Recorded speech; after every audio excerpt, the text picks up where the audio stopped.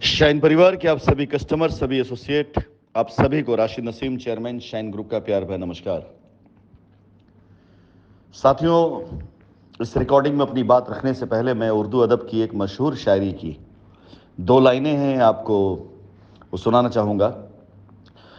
जो चुप रहेगी ज़बान खंजर, लहू पुकारेगा आस्तीन का। साथियों,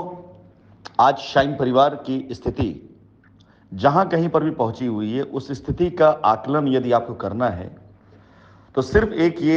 वीडियो जो मैंने अभी शेयर किया, इस वीडियो से संबंधित व्यक्ति के बारे में बातचीत करते हुए इनसे, इनकी डाउनलाइन से मेरी जो बातचीत हुई उस बात को सुने आप ध्यान से, और उसके बाद आप मेरी इस रिकॉर्डिंग को पूरा समझें। ये वीडियो जो हमने बनाई थी मिस्टर गोविंद बरनवाल के साथ में, ये वीडियो है 2019 अंत की, उस टाइम की, या 2020 की शुरुआत की, 2020 की शुरुआत की। उस टाइम, जिस टाइम पर हमारे पास डॉक्टर अमिताभ कुमार श्रीवास्तव साहब आए थे और शाइन परिवार के सारे प्रेसिडेंट आए थे और सभी के सभी अपनी अपनी टीमों के लिए हल लेकर के गए थे। ये अभी उसकी एक शुरुआत, एक बानगी है। बरनवाल साहब ने उस टाइम पर अपनी टीम की लायबिलिटी, अपने साल की लायबिलिटी 70 लाख रुपए बताई थी और उस लायबिलिटी के एवज में उस समय की चिन्हित की गई प्राइम लोकेशन की ज़मीनों में से कुछ ज़मीनें जिसकी वैल्यू 1,20,00,000 रुपए की थी, जो ये चुन करके यहाँ से गए दुबई से, और बाकायदा उसकी वीडियो बना करके आप उनकी बातचीत से, उनकी चेहरे की भावभंगिमा देख करके अच्छे से अंदाज़ा लगा सकते हैं कि अपनी मर्जी से, अपनी खुशी से इन्होंने इस डील को खुद के लिए, अपने परिवार के लोगों के लिए खुद पसंद किया और बाकायदा कंपनी को दुआएं दे करके और 1,20,00,000 रुपए की ज़मीन का यहाँ से अप्रूवल लेकर के इंडिया गए। और ऐसा नहीं हुआ, जाने के बाद इन्होंने ज़मीनें लिखवाई भी। ज़मीन अपने लोगों के नाम पर, रिश्तेदारों के नाम पर लिखवाने के बाद कंपनी को गालियाँ भी दी। जब लिखवा चुके तब बेइंतहा गालियाँ दी कंपनी को, ताकि लोग इन पर भरोसा करें कि ये वहाँ गए और इन्हें कुछ नहीं मिला, कंपनी भाग गई और इनके कस्टमर इनके आक्रोश को देखकर, इनकी दिक्कत को देखकर इनके साथ खड़े हो जाएं और कंपनी के खिलाफ लीगल एक्शन लेने के लिए बाध्य हो जाएं।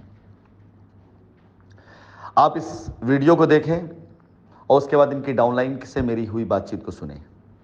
कि वहां पर डाउनलाइन को किस तरह से प्रेरित किया जा रहा है कि आखिरी 3 महीने बचे हुए हैं, आप एफआईआर करा लीजिए, अन्यथा पैसा डूब जाएगा, और 3 एफआईआर कराओगे तो 3 महीने पैसा मिल जाएगा। आप खुद देख लें कि किस प्रकार से बाकायदा डाउनलाइन ने रो रो के अपना दुखड़ा बताया और ये कहा कि मैं एफआईआर नहीं करना चाहता हूं, मैंने झूठ बोल दिया कि मेरा पेपर कहीं खो गया है। और ये तब था जब डाउनलाइन को ये बात नहीं पता थी कि अपलाइन ने क्या क्या कांड किया हुआ है।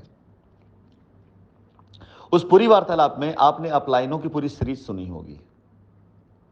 वो पूरी सीरीज की कहां से ये अर्जन शुरू हुआ है। अब आप सभी कस्टमर जो लीगल में गए हैं, मैं उनसे ये कहूंगा कि आपको क्या लगता है कि आप कब तक इस सच्चाई से दूर रहना चाहते हैं कि जो लोग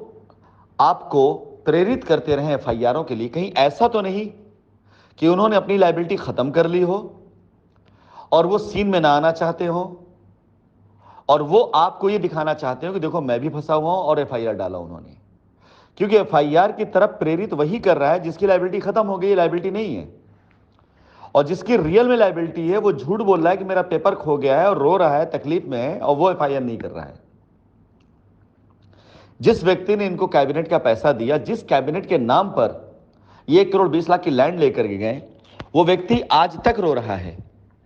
2020 पूरा ले लीजिए आप, जनवरी 2020 से 2021 जनवरी, 2022 जनवरी, 2023 जनवरी, 3 साल उधर बीत गए और अब ये 8वां महीना स्टार्ट हो गया है। 7 महीने इधर ले लें आप, 3.5 साल से ज्यादा समय, और कस्टमर या एसोसिएट को यही नहीं पता है कि जो उनको एफआईआर के लिए प्रेरित कर रहे हैं वो 3.5 साल पहले, यानी तकरीबन 1000 दिन पहले अपनी लायबिलिटी के एवज में जमीन लेकर के आ चुके हैं, 70 लाख के एवज में 1 करोड़ 20 लाख की जमीन अपने नाम पे लिखवा चुके हैं और अब इस जमीन को बेच करके तकरीबन 1.5 करोड़ रुपए 1 करोड़ रुपए बना चुके होंगे। यह हकीकत, यह असलियत उन लोगों की जो आपको एफआईआरों में ले गए। आपका समय बर्बाद हुआ, आपका पैसा अभी तक फंसा हुआ है। एफआईआर, पीआईएल, रिट के नाम पर, कोर्ट केस के नाम पर आप पैसा देते चले आ रहे हैं और उलझते चले जा रहे हैं ऐसे लोगों के षड्यंत्र में, ऐसे लोगों के चंगुलों में, जिनकी लायबिलिटी अगर कंपनी में खुद की होती तो वो कभी एफआईआर के लिए ना सोच रहे होते। वो सारे लोग जिन्होंने आपको प्रेरित किया एफआईआर के लिए, मैं ये नहीं कहता हूं कि सबकी लायबिलिटी नहीं होगी, कस्टमर की लायबिलिटी डेफिनेटली होगी, लेकिन उस कस्टमर को जिसने प्रेरित किया ना एफआईआर, उसकी कोई भी लायबिलिटी कंपनी में नहीं है। जरा याद करिए कि अब तक सोशल मीडिया पर जिन लोगों ने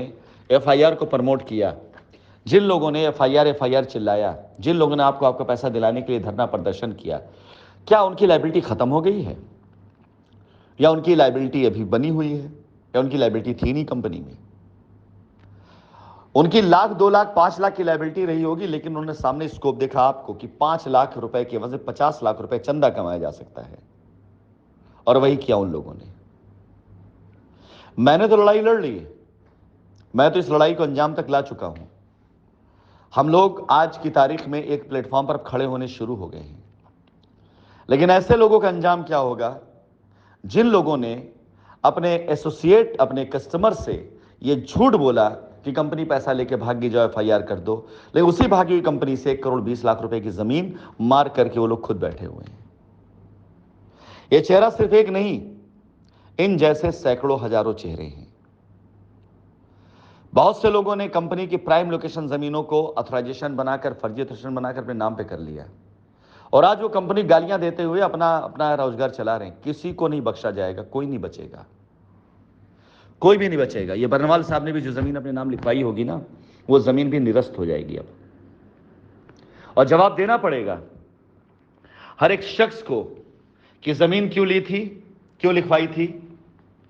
और अगर लिखवाई थी तो बताया क्यों नहीं लोगों को, और लिखवाई थी तो क्या अकेले सिर्फ आपकी लायबिलिटी थी, आपकी टीम की लायबिलिटी नहीं थी? और जब अपनी टीम को आप मोटिवेट कर रहे थे एफआईआर के लिए, तो क्या आपने उस टीम को बताया था कि आपने अपनी लायबिलिटी के एवज में दुगना या 1.5 गुना पैसा प्राप्त कर लिया है या जमीन प्राप्त कर ली है? बहुत ध्यान से मेरी इस बात को सोचिएगा। वो सारे लोग जो आपको एफआईआरों के लिए प्रेरित करते हैं, कहीं ऐसा तो नहीं असली कल्प्रिट वही हो? बरनवाल साहब जैसे अगर 100 लोग भी निकल आए, और जो बड़े आराम से निकल आएंगे, तो आप समझिए कि 100 करोड़ रुपए की जमीन तो मार के ही लोग बैठे हुए हैं, बड़े आराम से निकलेंगे ये। इनके ऊपर इनके सीनियर्स 3 से 4 तो वो भी होंगे। तो अगर नीचे डाउनलाइन 1 करोड़ की जमीन लेके जा रही है, तो ऊपर की अपलाइन भी कम से कम करोड़ 2 करोड़ जमीन लेके गई होगी। और आज भी लायबिलिटी का रोना, कंपनी कुछ दे ही नहीं रही, कंपनी कुछ सुनी नहीं रही है, कंपनी भाग गई है, चलो एफआईआर कर दो, XYZ पता नहीं क्या क्या। ऐसे हर एक इंसान की कुंडली आपके सामने धीरे धीरे करके आएगी, और ऐसे हर एक इंसान से कहना चाहूंगा, दुबई आए थे ना, जिस विला में मिलते थे ना, वो पूरा पूरा विला सीसीटीवी फुटेज से, पूरा विला जिससे सर्विलांस से कवर्ड था। कोई ऐसा शख्स नहीं है जिस शख्स की फुटेज मेरे पास ना हो, और कोई ऐसा शख्स नहीं है जिस शख्स की मजबूरी और कमजोरी दोनों मेरे पास ना हो। लेकिन मैं कभी भी ये गलत काम, ये नीच काम नहीं कर सकता हूं कि मैं आप लोगों की किसी प्रकार की किसी बात को ऐसे पब्लिक करूं। लेकिन तब जरूरी हो जाएगा आप सभी लोगों को जवाब देना, जब बात वसूलों पे आ जाएगी, जब बात इज्जत पे आ जाएगी, जब बात सच्चाई पर आ जाएगी, जब बात शाइन सिटी पर आ जाएगी, तब जवाब देना जरूरी हो जाएगा। और मैं लौट करके आ रहा हूं जवाब देने के लिए आप सभी लोगों को।